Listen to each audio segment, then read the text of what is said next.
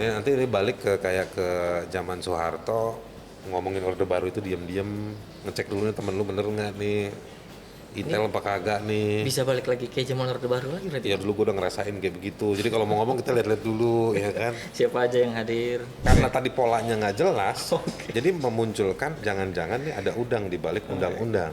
Makanya negara itu harusnya adalah orang-orang yang cerdas.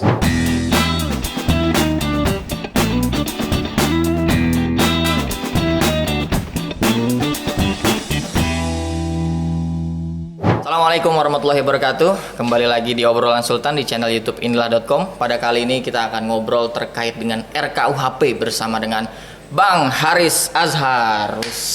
Tangan dong. Luar biasa. Lu ganggu orang lagi kerja lu, Pak. Bang sehat Bang ya? Alhamdulillah. Belum dipanggil ke Polda ya Bang ya hari ini? Lusa. Oh, lusa akan dipanggil ke Polda. Bang Haris, kita akan ngobrolin terkait dengan produk undang-undang yang sudah berkali-kali ditunda bahasa pemerintah, tapi akhirnya goal juga nih Bang, disahkan juga.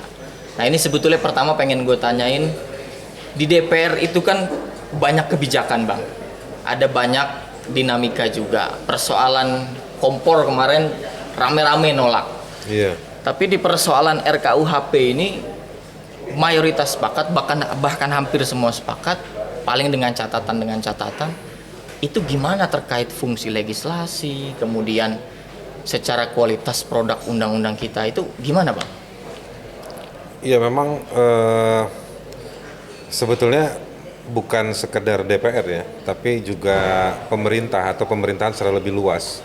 Kalau dalam hukum itu kan dikenal pemerintahan luas dan sempit. Kalau yang sempit cuma pemerintah di bawah Presiden Jokowi. Kalau pemerintahan secara luas itu termasuk DPR dan lain-lain. Nah, kan kalau secara politik atau politisnya gitu kan, memang antara pemerintah dengan DPR itu sebetulnya nggak punya banyak friksi perbedaan. Oke.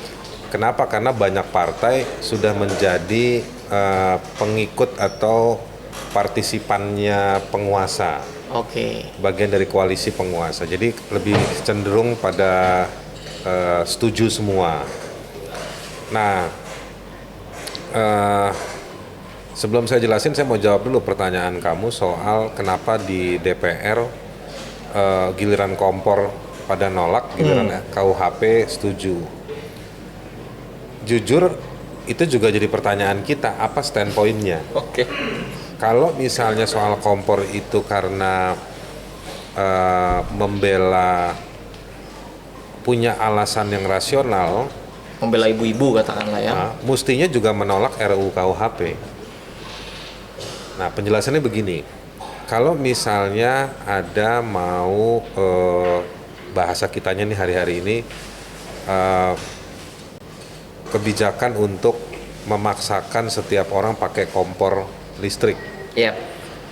Kan penjelasan akal sehatnya, penjelasan rasionalitasnya adalah justru penggunaan energi itu harusnya diversifikatif. Oke. Harus diragamkan, dia tidak boleh diseragamkan. Itu satu hal.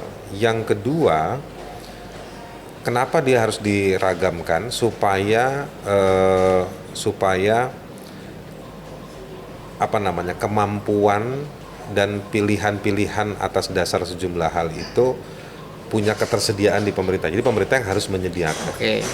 Sebaliknya, kita harus menolak penyeragaman penggunaan kompor listrik itu karena ternyata pakai listrik lagi.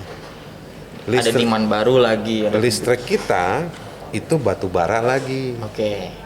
Ya kan? Oke. Jadi sebetulnya jangan-jangan ini untuk kebijakan untuk melanggengkan, memperbesar pasar batu bara. Oke. Ujungnya ke sana. Ujungnya ke sana, yang mana sebetulnya yang beli adalah konsumen rumah tangga lagi. Oke. Artinya penolakan penggunaan itu berdasarkan rasionalitas juga sebetulnya Bang ya. Harusnya kan seperti itu. Di RKUHP. Nah, sebelum ke KUHP kita masih ada lagi namanya RUU perlindungan pekerja rumah tangga. Pekerja rumah tangga. Nggak disahkan sampai bertahun-tahun. Oke. ada lagi RUU Perlindungan Masyarakat Adat. Masyarakat ada. Ya kan? Dulu sampai sejumlah pimpinan organisasi advokasi masyarakat adatnya gabung sama Seknas Jokowi pun enggak. Nggak merubah juga tuh. Enggak. Kesian juga nasibnya gitu ya kan. Akhirnya nggak disahkan juga. Oke. Nah, jadi sebetulnya kalau kita lihat nggak kelihatan nih polanya. Oke. Ya, yang namanya pemerintahan dalam arti luas ini, pemerintah dan juga si DPR, ini polanya sebetulnya apa sih? Di satu sisi kadang-kadang menolak semua, tapi ada yang lambat juga. Gitu. Nah, giliran yang PRT pekerja rumah tangga nggak jalan-jalan, nggak cepet kayak KUHP. Kalau dibilang misalnya karena kalau KUHP itu warisan kolonial, Ada dekolonialisasi di sana.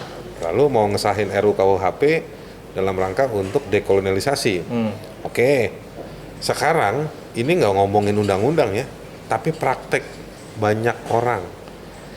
Dilihat dari kasus-kasus terhadap pekerja rumah tangga, apakah itu juga bukan bagian dari praktek kolonial? Iya. Ya? Harusnya itu Ada berlaku juga ya. praktek membabukan orang itu, ya kan, bukan menganggap para pekerja itu sebagai pekerja. Ada gitu. kolonialisasi juga di situ. Itu lebih absurd dari kolonialisasi. Oke. Itu udah abad pertengahan itu. Oke. Ya kan? Jauh lagi berarti. Itu jauh lebih buruk lagi. Nah, jadi kita enaknya sih mau gampangnya kita tinggal bilang nggak ada pola. Nah, kalau nggak ada pola berarti ada sesuatu. Ada udang di balik batu berarti. Ada udang di balik bakwan. Ya kan? Lebih enak bawaan ya. Nah, jadi ini sekarang masalahnya adalah udangnya ini, udang wamena yang gemuk melingkar, ya, udang dari Kepulauan Seribu, udang Sumatera atau udang apa nih? Nah, ini yang sebetulnya memunculkan kecurigaan yang ujung-ujungnya teksnya bunyi pada udang-udang itu. Oke. Ya kan? Bukan undang-undang ya, udang-udang Bukan, berarti. pada udang-udang itu. Jadi ada udang di balik undang-undang. Oh iya. Gitu. Berarti di RKUHP ini bukan undang-undang nih kalau kita lihat kualitasnya. Karena tadi polanya nggak jelas, Oke. jadi memunculkan jangan-jangan nih ada udang di balik undang-undang. Iya. Nah, teksnya ada, misalnya contohnya ada pasal tentang living law. Living law. Dia ditaruhnya di buku 1. Jadi KUHP itu ada 2 buku. 2 buku. Buku 1 dan buku 2. Kira-kira bab 1 dan bab 2 lah. Di bab 1 itu mengatur soal cara memberlakukan Oke. hukum pidana, cara membaca pasal-pasal yang ada di bab 2. Oke. Nah, di bab 1 soal prinsip-prinsip dan cara-cara itu ada prinsip namanya living law. Yang sejumlah ahli dalam perdebatan beberapa bulan, beberapa tahun terakhir ini selalu mengacunya ke hukum adat. Oke. Jadi hukum adat betul dia dalam kalau dipresentasekan mungkin sekitar 70-80% dia terkait dengan living law. Tetapi living law belum tentu hukum adat. Karena butuh syarat-syarat lain, Sultan, untuk menyatakan ini hukum adat. Oke. Misalnya kalau kita ngacu ke konvensi ILO, International Labour Organization nomor 169, itu ada definisi tentang hukum masyarakat adat. Nah, masyarakat adat itu adalah orang yang mendiami satu lokasi dan dia mendiami itu artinya melakukan kehidupan, Yep. menerapkan ajaran-ajaran adatnya dia, menjalankan kayak gitu semua di atas lokasi tanah yang segala hal tuh ya, okay. Dia mencari makan di situ, ibadahnya di situ segala macam. Nah, dia dibilang living law karena dia dihidupkan tanpa harus ditulis. Dia turun dari pikiran dan juga mulut dipraktekkan ketika ada situasi-situasi. Situasi yang konflik, situasi ritual dan macam-macam. Itu dianggap sebagai hukum yang hidup. Oke. Secara sosiologis banyak aturan-aturan di Indonesia yang dia nggak living, nggak dijalankan. Tapi tertulis. Oke. Sebaliknya ada aturan, ada cara, ada regulasi. Kita nggak ada regulasi ya, masuk kantornya inilah.com. nggak ada kan. Tapi kan nggak mungkin gua datang masuk sini nabok-nabokin orang semua satu. Gak mungkin dong. Nggak ada kan. Ya. Karena di sini ada aturan main, ada kesepakatan. Itulah namanya living law tadi itu. Oke. Aturan yang hidup, yang dijalankan meskipun dia nggak tertulis. Meskipun nggak tertulis. Oke. Balik ke buku 1, pasal ke buku 2, prinsip tentang living law. Ya kan? Bisa dijadikan acuan untuk menerapkan hukuman. Hukuman itu artinya meniadakan hukuman atau membuat hukuman atas hal-hal yang terkait dalam KUHP. Pertanyaan kita, yang nentuin living law siapa, Bos? Jadi bias di situ malah bang ya. Ini kita bisa ini kayak setengah gelas dalam satu air. Setengah gelas dalam satu air. Lu mau bilang gelas itu berisi air kurang setengah, atau lu mau bilang gelas itu kurang setengah. Oke. Jadi bisa dibilang bagus, bisa dibilang jelek, bisa digunakan untuk hal bagus, bisa digunakan untuk hal yang jelek. Itulah makanya konteks kita mengesahkan rancangan KUHP hari ini harus dilihat juga dengan konteks hari ini. Oke. Jangan sekedar terjebak pada kekatroan menafsirkan hukum tekstual. Oke. Yang perdebatannya selalu bilang, itu kan nanti penerapannya. Yang penting teksnya dulu loh. Kalau teksnya menyediakan Di situ pintu masuknya justru. pintu masuknya Oke. buat orang nanti menyalahgunakan kewenangan. Yang sudah sebelum-sebelumnya aja di lapangan tetap bermasalah, apalagi pintu masuknya terbuka lebar Bang Haris ya. Betul.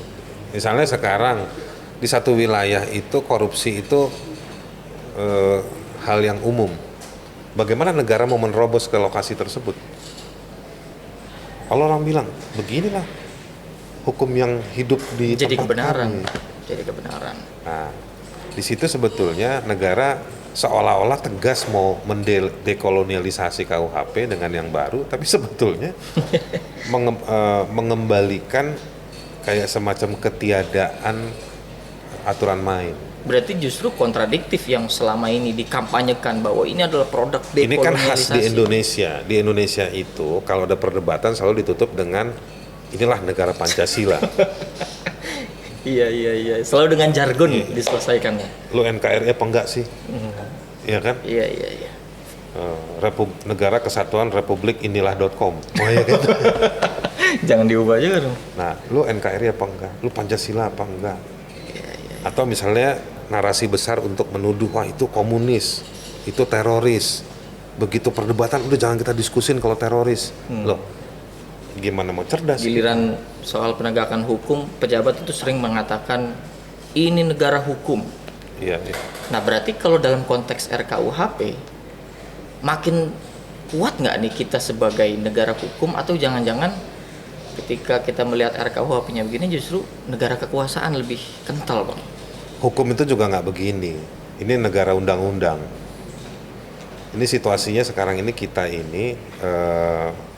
Jadi memang hukum itu sering dijadikan sebagai tameng untuk menutupi praktek bisnis dan juga praktek politik yang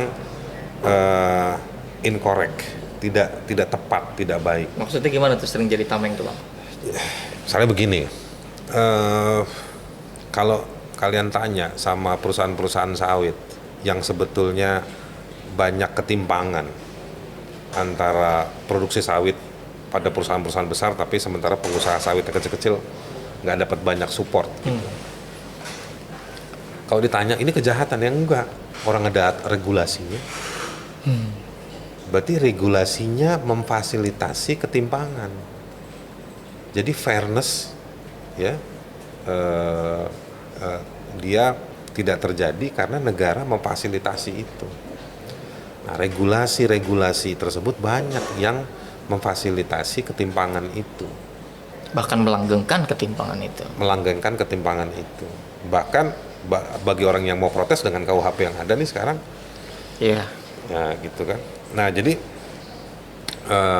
itu semua regulatif, ada aturan gitu. Tapi kalau dibilang hukum itu sebetulnya dia melampaui dari teks, karena dia harus melihat situasi, dia melihat individu, institusi, kelengkapan institusinya. Genah nggak lu? Ngerti nggak lu? Ngejalanin teks ini. Nah, negara yang harusnya, makanya negara itu harusnya adalah orang-orang yang cerdas. Berarti sekarang nggak cerdas. Tar dulu, sabar. Cerdas dan juga tangannya panjang ke bawah, kakinya bersama rakyat. Menjangkaunya jadi Dia bisa ngerasain aura problem yang ada di masyarakat. Dan dia memfasilitasi masalah-masalah yang ketimpangan di masyarakat itu. Nah, dengan KUHP yang baru masih ada sejumlah masalah. Gitu. Ketimpangan-ketimpangan itu ketika kita ingin membahasakan, yang mana kita tahu ketimpangan-ketimpangan itu masalahnya ada di para pejabat negara, individunya, regulasinya, maupun manajemen institusinya. Sekarang kita mau bawa kemana itu gara-gara larangan menghina presiden, lembaga menghina negara. kekuasaan. Hah? Makin Dalam takut banyak hal kesalahan itu tidak melulu kesalahan pada individu lain di luar negara yang kita berhadapan lalu kita laporin ke penguasa. Kadang-kadang udah kita laporin, penguasanya nggak menjalankan. Kita disuruh kulon-nuwun terus, ngantri, hanya kirim surat. Sekarang suruh daftar di aplikasi, nanti tunggu dapat barcode baru boleh ketemu. Kalau berulang-ulang kayak begitu, udah jago banyak penguasa yang begitu. Berarti kekhawatiran banyak orang terkait ini sebetulnya RKUHP untuk siapa? Nah, Untuk udangnya masyarakat. tadi itu. Udang itu ya. Nah, siapanya? Mereka adalah yang punya akses lewat backdoor, pintu belakang, ke kantor-kantor. Ini metafor aja ya. Oke. Yang punya akses ke pintu belakang, yang ada nomor-nomor kontak para pejabat di aplikasi WhatsApp, Signal, atau Telegram mereka, yang bisa punya akses langsung nelpon ke pejabat-pejabat penentu pimpinan-pimpinan pejabat-pejabat tinggi di sejumlah kantor-kantor penegakan hukum dan kantor-kantor pengambil keputusan. Pintu depannya nggak berfungsi, Om. Pintu depannya untuk rakyat, untuk ngantri. Gitu. Jadi mereka yang punya akses itu semua. Nah, ini situasinya. Lalu nanti ketika kita frustasi, yang dalam banyak hal kefrustasian itu sifatnya psikologis, ya. Yep. Ada konteks itu. Sebelum saya lanjutkan, pasalnya kan berbunyi larangan melakukan penghinaan. Yep. Lalu apa beda kritik dan penghinaan? Ukurannya seperti apa? Betul. Di situ ada dari mulai domain bahasa, kata, frasa, kalimat. Lalu ada lagi namanya motif, latar belakang, konteksnya. Nah, ukuran kritik. Kalau menurut penjelasan dari Pak Wamenkumham yang banyak muncul belakangan ini, Kencang banget itu. dia mengatakan di pasal itu kan ada syarat-syaratnya. Ya. Salah satunya mengakibatkan keonaran. Keonaran. Lah, keonaran yang kita bikin, orang yang mengucapkan itu lalu dia juga yang membuat keonaran, atau orang lain yang membuat keonaran. Titik berangkatnya di mana berarti? Negara ini luas. Kita kan bukan kayak Liechtenstein, naik mobil 10 menit itu nyampe ujung ke ujung. Iya. Oke? Penduduknya kita nomor 4 di dunia, terbesar, terpadat. Nah, kalau tiba-tiba ada yang sengaja mau pidanain sultan, Provokasi. bikin satu statement. Kalau ingin menciptakan keonaran, nggak perlu kalimat yang kasar-kasar. Protes aja dengan kalimat-kalimat yang baik-baik. Tiba-tiba muncul keonaran kan juga bisa. Bisa juga. Gitu. Nah, tapi itu soal tafsirnya. Sekarang mari kita lihat yang dibilang tidak boleh menghina kekuasaan itu, katanya untuk melindungi martabat negara. Ini ada dua pasal berarti Bang ya. Pasal 240 penghinaan terhadap pemerintah atau lembaga negara sama pasal 218 penghinaan terhadap presiden. Betul. Nah, katanya untuk melindungi martabat negara. Ya kan? Sebodoh-bodohnya kita kalau belajar hukum tata negara, tujuan negara itu apa? yang tercantum dalam konstitusi. ya kan? Tujuannya adalah untuk mencerdaskan kehidupan rakyat, Ya, menjaga perdamaian dunia. itu dalam pembukaan undang-undang dasar. Iya. Kalau tadi balik ke diskusi yang berapa detik lalu tuh, kalau nggak tercapai itu, nggak cerdas-cerdas kita ini, boleh nggak kita marah? Buat onar nggak tuh namanya kalau Nah, gitu iya kan? Jawa? Nah, jadi yang gue mau bilang gini, Tan. Kalau dibilang KUHP ini untuk menjaga martabat negara, dia bukan tujuan akhir.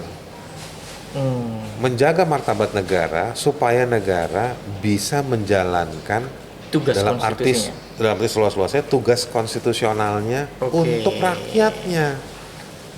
Oke, Nah, tapi itu yang kalau harus dilindungi. rakyatnya nggak sejahtera, nggak cerdas, nggak dapat keadilan, Oke, ini kan kayak kita masuk kuliah, benar. pasal 1 turuti apa kata senior, Pasal 2 balik ke pasal 1. pasal 2 ya kan, jika senior nggak benar ya kan sampaikan protes. Pasal 3 protesnya adalah sampaikan ke senior. Ya, balik lagi. Balik lagi ke penyakitnya, ya. Nah, jadi yang gue mau bilang adalah nggak valid kalau dalam rangka menjaga martabat negara. Dan ngomong-ngomong, ya hukum pidana itu dia adalah instrumen untuk melindungi hak asasi. Oke, itu jantungnya lah ya. Martabat itu adalah jantungnya hak asasi. Oke, Ya, kalau kita baca baik-baik ya, pelan-pelan, Deklarasi Umum Hak Asasi Manusia, yang dibilang punya dignity itu manusia, bukan negara, manusianya berarti ya bang ya. manusia. Maka kalau dibilang untuk melindungi martabat negara, saya siap berdebat 2 hari 2 malam. Itu yang orang akhirnya bingung. Nah. Emang pemerintah Negara secara itu nggak punya perasaan, martabat. nah itu dia. Negara itu dia punyanya tugas, fungsi, dan kewenangan.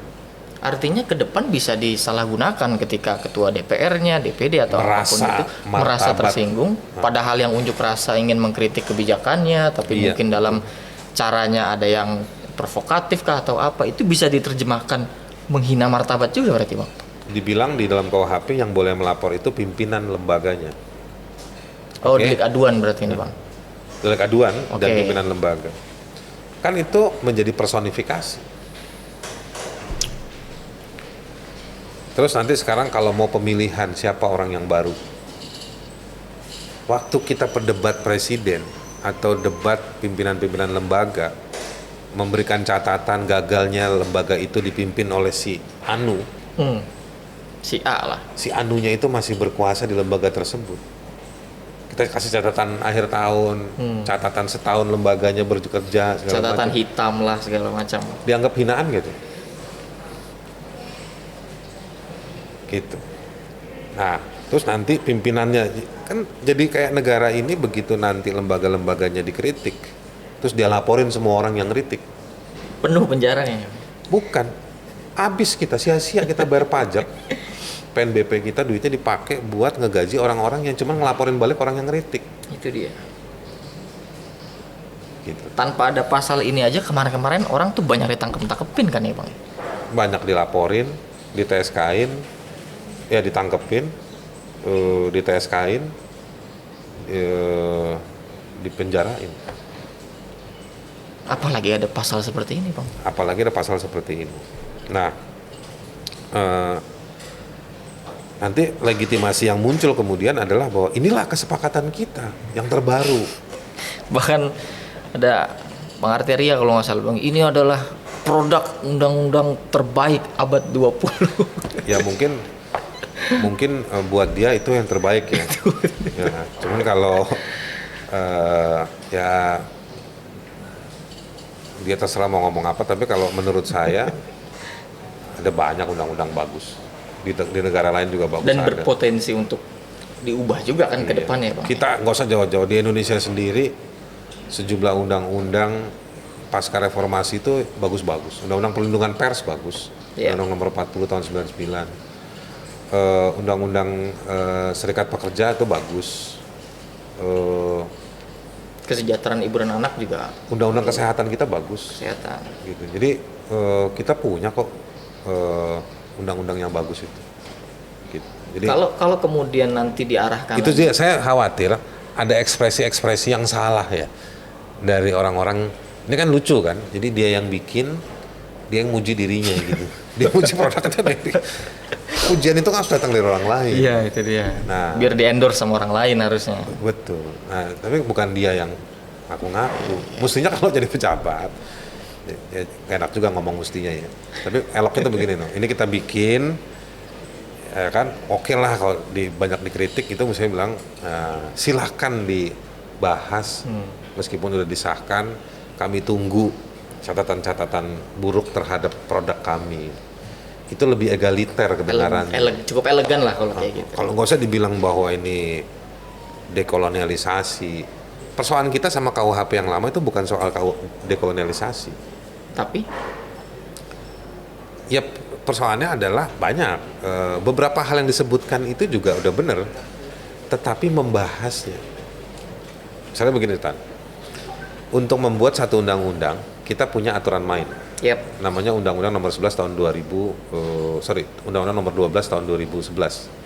Soal yang terbaru TP3 juga udah di itu. ada direvisi P3, gara-gara omnibus itu Iya, kan, meaningful participation itu. meaningful participation. Nah, di TP3 itu cara berpikirnya dan biasa digunakan sebagai acuan untuk membuat undang-undang. Ada proses-prosesnya. Undang-undang itu tematik kan, sektoral kan. Nah, KUHP kita ini berapa topik? Banyak nggak? Banyak banget bang. Pencurian, pembunuhan, Semua bab masuk di sana. semua model-model kejahatan itu ada kan. Dan dia pendekatannya bukan sektoral tematik yang di ujungnya, kalau di undang-undang kesehatan kan ada ancaman pidana. Hampir semua undang-undang sektoral itu dia pasti ada ancaman pidana di setiap pasal Ada bawahnya. klaster-klasternya tersendiri gitu ya. Betul. Barang siapa yang gagal memenuhi pasal di atasnya diancam apa. Kan undang-undang sektoral begitu. Yep. Kalau KUHP enggak, dia langsung motret sejumlah praktek kejahatannya, bentuk-bentuk kejahatannya. Maka dia tidak bisa hanya satu tema kejahatan, jadi banyak. Nah, kelompok kepentingannya yang biasa jadi korban, potensial pelakunya, itu juga artinya banyak kan. Harus dianalisis semua berarti. Harus didatengin, didengerin, diperiksa kecenderungan 10 tahun terakhir, kecenderungan 30 tahun ke depan. Oke. Jadi makanya kalau membahas satu undang-undang itu dia membutuhkan kajian filosofis selain yuridis juga sosiologis. Tapi kan pemerintah mengklaim kita sudah dari 2015 membahas ini, sosialisasi, mendengarkan. Itu sekali lagi yang ngomong adalah orang yang turut serta, bagian dari membuat. Oke. Ya kan, pinter-pinter mereka. Kalau udah S7 mungkin mereka udah S7. Ya kan. Iya. Persoalannya sekali ini diberlakukan, dia diberlakukan bukan hanya untuk para pembuat, Oke. juga untuk gembel, Yang terdampak. untuk anak kecil, untuk disabilitas, untuk anak muda, siapapun. Kan ini berlaku untuk mereka. Nah, bagaimana cara mengkomunikasikan ide-ide ketika pembahasan itu? Yang dia kadang-kadang ini juga tricky ya, artinya juga bisa menjebak. Selalu membahasnya ke kampus-kampus. Kalau kampus-kampus itu benar representatif pernah melakukan kajian, Iya. kan asumsinya kan ke kampus-kampus, karena kampus-kampus itu punya yang namanya pengabdian masyarakat, Oke. punya temuan-temuan. Apakah masyarakat sekarang ini kita bisa dapat data seperti apa sih kerja berapa ratus atau berapa ribu kampus di Indonesia ini, kajian masyarakat, apakah ada pola tentang pengabdian masyarakat itu yang hasilnya jelas. Saya yakin hasilnya ada ya, bukan nggak ada. Cuman polanya seperti apa yang kemudian dia kontributif buat KUHP ini. Apa benar di forumnya diskusi, jangan-jangan cuma sosialisasi? Apakah waktu dia datang itu sosialisasi atau apakah diskusi? Taruhlah kita percaya, ya kan? Oke. Cuman proses mengakomodirnya, misalnya Iya. kalimat yang belakangan sering muncul dari pihak pemerintah itu ada aspirasi yang diametral. Diametral itu artinya nggak ketemu satu sama Iya. lain. Di daerah tertentu belum tentu bisa sama dengan Betul. daerah tertentu. Nah, itu politik hukum pidananya seperti apa? Jadi bukan sekedar mengatakan bahwa kami sudah menyerap semua aspirasi. Tapi juga penting adalah menemukan kerangka bahwa si yang posisi sini cuma masuk 20%, yang sini 40%, yang ini 5%. Ini kerangkanya memang seperti ini. Nah, pertanggungjawaban kerangkanya itu kerangka yang seperti apa? Jadi nggak bisa ketika kita misalnya mendebat soal kohabitasi atau hukuman mati itu berbasis pada hasil survei. Yang sini minta tetap ada, yang sini minta nggak ada. Bukan itu. Politik hukum pidana kita, ya, yang salah satu pijakannya adalah konstitusi, misalnya dalam hukuman mati soal hak untuk hidup, itu seperti apa? Kita ini bangsa yang menghargai nyawa orang atau enggak? Ya. Misalnya kayak gitu. Kohabitasi itu mau dianggap sebagai sebuah privacy, sampai mana negara boleh masuk apa enggak? Di RKUHP ini sangat amat mengatur ruang-ruang privat ya Bang. Kalau kata siapa itu ya? Ada pernyataan dari orang asing, ini KUHP Indonesia ini bisa mengintervensi kasur di rumah Anda.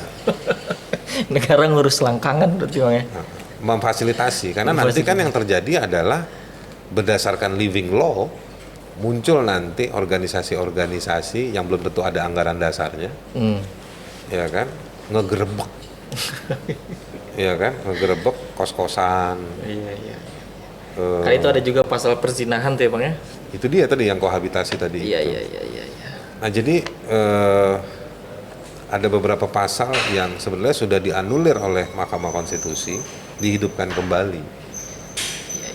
Tapi gue pengen menyoroti yang ini Bang, berarti kan kalau kita melihat RKUHP yang sekarang, penghinaan presiden, kemudian ada banyaklah pasal-pasal pidana yang gue khawatir dampaknya justru generasi muda kita ini makin takut berbicara Bang. Lu aja dilaporin kemarin. Nggak ada begini aja pada takut. Itu dia, nggak ada begini aja kemarin orang pada takut. Terus gimana kemudian kita bisa lega gitu untuk katakanlah mengaktifasi otak kita untuk mengkritik gitu. Biasanya kalau di sejumlah orang kreativitas itu akan muncul Ketika represi makin menggila. Oke. Nah, Biasanya rumusnya begitu. tapi itu nanti kreativitas itu nanti akan muncul gitu. Tapi dalam secara umum, secara lebih luas, kalau Munir lu ngajarin kita begini, kalau kalian takut, kalian jadi bodoh, kalian nggak bakal cerdas. Nah, bangsa yang sudah takut dengan kekuasaan, yang masyarakatnya atau warganya takut dengan kekuasaan, maka dia akan menjadi bangsa yang, kalau pakai rujukan dari statement Munir tadi itu, kalau setiap individu takut, maka kalau udah takut dia kehilangan kecerdasan, maka kita nggak, ya bayangin kita lagi bonus demografi, Benar. aura ketakutan sedang meluas. Benar. Karena rejim penguasa hari ini sangat dominan, sangat bersatu padu untuk bukan untuk terbukti mensejahterakan, tetapi bersatu padu untuk makin menciptakan ketakutan di warga, bahwa di warga ada yang bahagia dengan rejim, itu pasti orang yang dapat akses. Bukan karena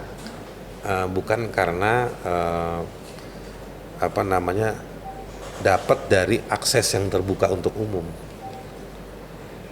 Gitu. Karena pintu belakang tadi. Iya, atau mereka yang memang dipilih, lu nggak pernah protes gue, dulu aja bantuan gue kasih gitu. Misalnya kayak gitu. Nah, jadi warga kalau dibilang bahwa kan sekarang kalau debat begitu kan, warga yang mana? Saya ketemu warga ini, mereka bahagia. Iya dia bahagia karena dia punya akses, atau kalian menakdirkan mereka Ya. untuk dapat akses. Diciptakan itu koresponden citizennya antara negara sama warga. Tetapi sebetulnya jika dilihat secara lebih merata, beberapa kelompok itu nggak dapet. Nah, jadi kalau situasinya kayak begitu, tidak akan ada kompetisi yang sehat. Kompetisi yang sehat kan mengaktifkan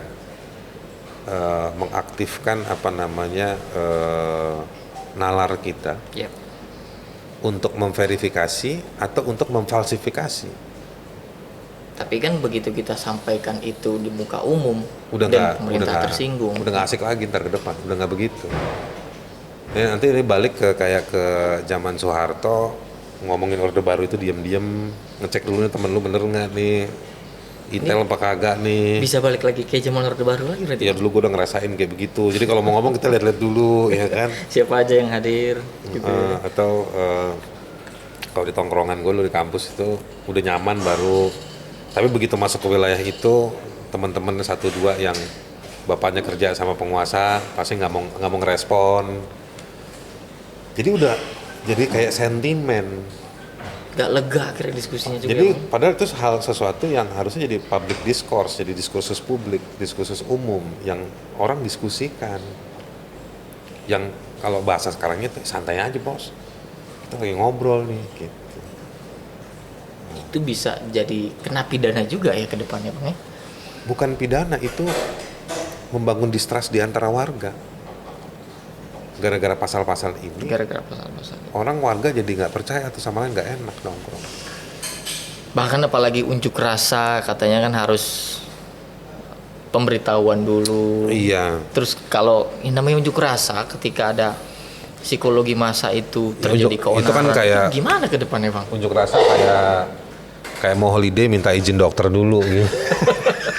Ya kan? Nah, itu jadi memang jadi kayaknya nih ya, kalau bacaan gua, negara itu paranoid dengan quantity, Oke. ya kan? Takut dengan jumlah ya. Takut dengan jumlah. Dan dia takut jumlah itu berkorespondensi dengan kecerdasan warga. Makanya ada pasal penghinaan. Oke. Gitu. Itu ada udangnya itu di situ ya Bang ya. Itu ini udang-udang lainnya lagi nih. ada banyak jenis udang kan tadi itu. Nah jadi dan ini paradigmanya ini sangat paradigma bisnis yang nggak mau berurusan dengan, tidak mau ada ruang dialog, nggak mau ada protes, nggak mau ada massa, karena dianggap itu menghambat kerja investasi, menghambat kerja dagang. Tanya aja sama orang bisnis, emang ada yang demen sama demo? Enggak ada. Ada yang demen sama ribut-ribut diskursus, selalu dibilang berisik lah. Pengennya pasti stabilitas. Iya. Nah ini jadi memang ya kita lihat juga sih memang beberapa orang di belakang Presiden Jokowi ini kan memang juga bagian dari orang-orang yang besar di zaman Orde Baru juga. Baik dari sisi karirnya maupun dari sisi bisnisnya. Jadi ya memang cara berpikir bisnis industri yang anti pada partisipasi. Berarti udang selanjutnya berarti memang RKUHP ini untuk melindungi itu Bang. Untuk melindungi praktek bisnis dan menjadikan masyarakat itu bukan partisipan demokrasi, dan secara tidak tertulis ujung-ujungnya warga itu ditempatkan sebagai buruh dan konsumen saja. Sebagai buruh dan konsumen. Konsumen. Silakan diminum Bang. Gua sikat dulu nih. Ini udah banyak banget nih tadi yang kita bahas. Kita nggak boleh ngeritik negara, tapi kita bisa bahas kopi. Kita bahas kopi, tapi sambil bahas negara. Gitu. Nah, tapi kalau kemudian ini, karena kan sebetulnya masyarakat kan bingung ya Bang, ini orang diskusinya soal hukum, perdebatannya soal pasal-pasal undang-undang, dampak ke masyarakat yang real ke depan, orang kan belum sadar hari ini Bang. Ini ujung-ujungnya ketidakadilan itu termanifestasi dalam bentuk jerawat dan uban. Jerawat dan uban. Karena orang nggak boleh ngomong. Oh, lu jadi stres akhirnya. Iya, mau ngomong ke sana kalau misalnya begini loh. Mudah-mudahan ya banyak dari kita ini udah pernah ketemu dengan beragamnya orang di Indonesia. Tapi kalau uban banyak rambut putih kan cocok jadi presiden, Bang. Tapi kalau mukanya jerawatan kan nggak disebut sama presiden kemarin. Kita punya keberagaman nih, keberagaman karena latar belakang etnik dan ras. Lalu keberagaman soal latar belakang pendidikan, ekonomi, latar belakang orientasi, itu banyak di antara kita. Kalau kita baca kajian-kajian, misalnya banyak lah ya studi-studi yang mau mengatakan faktor ekonomi itu mempengaruhi bahasa, Oke. orientasi mempengaruhi bahasa, asal usul mempengaruhi bahasa. Latar belakang pendidikan Iya. ya. Bahasa atau kemampuan visual yang lainnya itu akan mengakibatkan penafsiran ketika orang itu menyampaikan kritik misalnya, ya kan? Yap. Jadi yang gua mau bilang dengan situasi itu artinya nggak sensitif dengan keberagaman tersebut. Jadi orang pengen diseragamkan sebenarnya. Ya diseragamkan untuk diam. Penyeragamannya dalam bentuk diam, nggak boleh ngapa-ngapain. Mestinya kan dengan sadar atau dalam hal-hal lain, dalam seminar-seminar suka dikutip bahwa kita negara yang beragam. Jangan ngomongin beragam etnis mulu dong. Beragam kekayaan diomongin juga, beragam pendidikan diomongin juga. Apakah orang yang nggak berpendidikan nggak boleh protes? Padahal mereka yang justru lebih banyak dapat ketidakadilan, ya kan? Nah, kapasitas kita produk seperti ini menunjukkan bahwa negara nggak punya casting sistem jaring atau sistem atau alarm untuk tahu bahwa ada hal-hal itu yang mestinya disediakan fasilitas-fasilitas untuk mereka protes, kritik dan lain-lain, bukan justru menarik garis batas.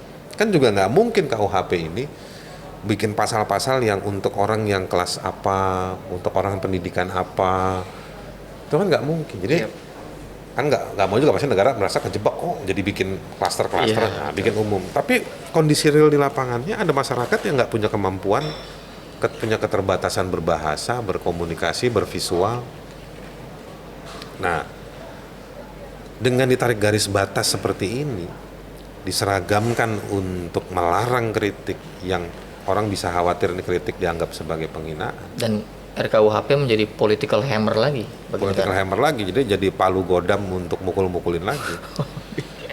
Nah, sementara penderitaan itu dia kadang-kadang tidak butuh konfirmasi atau tidak butuh verifikasi. Artinya orang yang tiba-tiba di wilayah-wilayah tertentu di ujung-ujung yang kadang-kadang rame di sosmednya baru 3 hari, kondisi mereka udah buruk, dan ketika mereka protes mereka kena pasal yang tambahan lagi.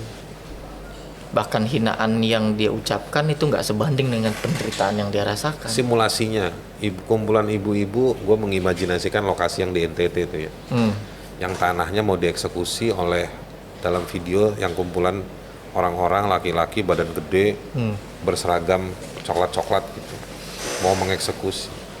Ini demo yang sudah keberapa kali. Kekesalan itu, mereka jauh dari kantor Komnas HAM, kantor Ombudsman, kantor Mabes Polri. Dia memperjuangkan mereka sendiri miskin, keadilannya. mereka miskin informasi. Kalaupun mereka punya duit mau kemana mereka nggak tahu. Kesel, tarik-tarikan, dorong-dorongan. Terus dia mengucapkan sesuatu, bisa dipidana nggak? Nambah lagi pasalnya. Tapi kan kalau dari Udah tanahnya mau diambil, terancam juga pidana. terancam juga. Dan bahkan bukan hanya di lapangan. Lu nge-YouTube membuka data mengkritik aja Itu bisa. itu bisa dilaporin. Gimana itu Bang kasusnya, Bang? Nah, jadi apa ya yang gue bilang ya? Secara kontekstual sebenarnya negara tuh energinya penting untuk Ya kalau mau main legislasi, sahkan dong undang-undang perlindungan masyarakat ada, undang-undang perlindungan pekerja rumah tangga. Masih banyak pekerjaan undang-undang lain yang lebih substantif Yang untuk lebih dibahas. substantif, atau mengevaluasi sejumlah regulasi BPHN, apa namanya, unit-unit riset di kantor Kementerian Hukum dan HAM. Gue belakangan suka diskusi sama mereka ya. Banyak bikin kajian-kajian yang bagus, tapi itu juga nggak di follow up. Gitu. Apakah salurannya nggak jelas? Apakah mereka cuma untuk ngabisin APBN aja bikin kajian? Itu banyak yang perlu diperbaiki. Regulasi-regulasi impor daging, impor beras, regulasinya itu kan mesti diperiksa. Ada bloknya Kementerian Perdagangan, Kementerian Pertanian, pengadaan barang-barang industri, Kementerian Perindustrian. Itu siapa-siapa pemainnya, apakah menguntungkan, apakah ada monopoli. Itu kan harusnya semua diperiksa. Dan banyak hal lagi yang lain. Banyak bos, banyak banget. Belum lagi kebijakan-kebijakan di daerah, atau belum lagi hal-hal yang belum ada kebijakannya. Gitu. Bahwa KUHP kita yang ada sekarang ini bermasalah, iya, lo jadi korban, gue jadi korban. Tetapi kita harus menggantinya, dan barang menggantinya dan penggantinya itu harus baik. Dan yang sekarang belum Ya. baik. Dan jangan memuji kebaikan itu dari dirinya yang bikin. Itu kan namanya pelukis, dipamerin terus dia ganti pintu, datang lagi balik, bagus nih lukisan. Iya kan? Di SPG-nya juga dia yang bikin juga Itu galeri dia, galeri dia. dia yang ngelukis, iya kan? Terus bagi-bagi tugas, gue nyambut ya, nanti gue yang datang, iya. Nanti gue yang komentar, gue yang ngeliput. Nah itu semuanya ekosistemnya dia aja semua. Iya, Gitu, Bos. Kalau untuk kasus lu berarti masih lanjut terus, Bang? Alhamdulillah jalan terus. Gue bilang alhamdulillah ya, bukan gue bersyukur ya. Alhamdulillah gue dapat kesempatan untuk menguji diri gue dari kasus itu. Pelapornya Pak Luhut berarti, Bang ya? Lapornya doi bos. Gue doakan pokoknya lolos lah dari kasus itu ya, Bang ya. Ya kita jalani aja pak. Ya sebagaimana lo, kita semua kan pernah jalanin hal-hal yang sering nggak ngenakin ya. Tapi alhamdulillah ya, dari banyak hal-hal itu sebenarnya malah nguatin otot kita dan otak kita juga. Mengaktifasi nalar. Mengaktifasi nalar. Makin kreatif. Iya. Bahwa dalam aktivasi nalar itu kita harus berhadapan dengan lumpur, debu, dan bebauan yang nggak enak. Itu proses aja semua. Bang Aris, mungkin terakhir bisa kasih pesan ke generasi muda sih tepatnya, bahwa jangan takut dengan RKUHP yang sekarang. Iya. Meskipun semua bisa kena, tapi justru perlawanan itu harus tetap digaungkan, Bang. Gue pakai metafor aja ya. Silakan, Bang. Gue nggak yakin Argentina juara Piala Dunia, tapi gue pengen Argentina juara Piala Dunia. Oke. Jadi gue mau bilang bahwa mungkin kita punya kecenderungan sesuatu, tapi kita juga harus tahu bahwa skenario apa yang akan terjadi. Oke. Nah, dua hal tadi itu, antara apa yang kita mau dan apa yang mungkin terjadi, itu sama-sama diuji. Jangan sekedar dirasain. Dengan kita menguji, maka kita akan memeriksa data, fakta, standar norma, kerangka pikirnya seperti apa. Maka semua itu kita lakukan, kita lengkapi, dan kita jalani. Kalau orang banyak bilang itu, bergaulah dengan orang-orang yang baik, benar, dan berani. Kalaupun lu takut, kalaupun lu bodoh, lu maka akan teredukasi dan terbangun keyakinan itu. Nah itu menurut gue, dalam banyak cerita orang-orang yang kita hormati, itu seperti itu. Dan hentikan kata-kata orang sukses. Hentikan kata-kata orang sukses. Pengen jadi orang sukses, bukan. Jadilah orang yang patut dihormati. Oke. Kenapa? Karena lu memeriksa ilmunya, lu menjalani keharusan yang ada di depan mata, dan kita berproses di itu semua, maka kita akan jadi berani gitu. Justru jangan takut ya Bang. Kalau kata Munir itu, didikan Munir dari dulu ke banyak teman-teman tuh, jangan pernah takut. Takut itu artinya bukan terus lu jadi jagoan. Jangan pernah takut itu dalam artian jangan pernah takut untuk belajar, jangan pernah takut untuk cari informasi di tempat yang susah. Kalau lu berani untuk tahu, berani untuk cari tahu,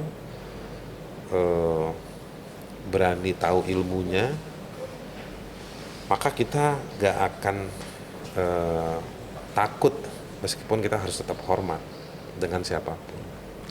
Nih, lama-lama kayak ngedengerin orang tua lagi nasihatin anak nih Bang Aris. Makasih Bang Aris. Kan lu yang bilang tadi suruh ngomong anak muda begitu. Makasih Bang ya, semoga Thank you, Sultan. apa yang kita obrolin ini bisa bermanfaat. Untuk dan anak muda, contohlah Sultan. enggak lah, harus Dia contoh. sudah jadi sultan sejak lahir. Di atas presiden. Tapi dia tidak mengaktifkan nalarnya sebagai sultan. Ya kan? Sebagai pembelajar aja Bang. Nah, itu dia. Terima kasih sekali Siap, lagi. thank you. Terima kasih untuk pemirsa. Saksikan episode lainnya di Obrolan Sultan di channel YouTube inilah.com. Terima kasih. Assalamualaikum warahmatullahi wabarakatuh. Waalaikumsalam.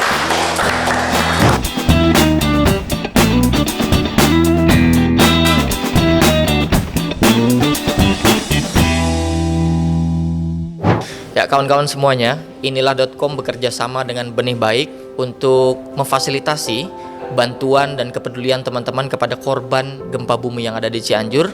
Dan bagi kawan-kawan yang ingin menyalurkan bantuannya, silahkan klik link deskripsi di bawah ini. Terima kasih.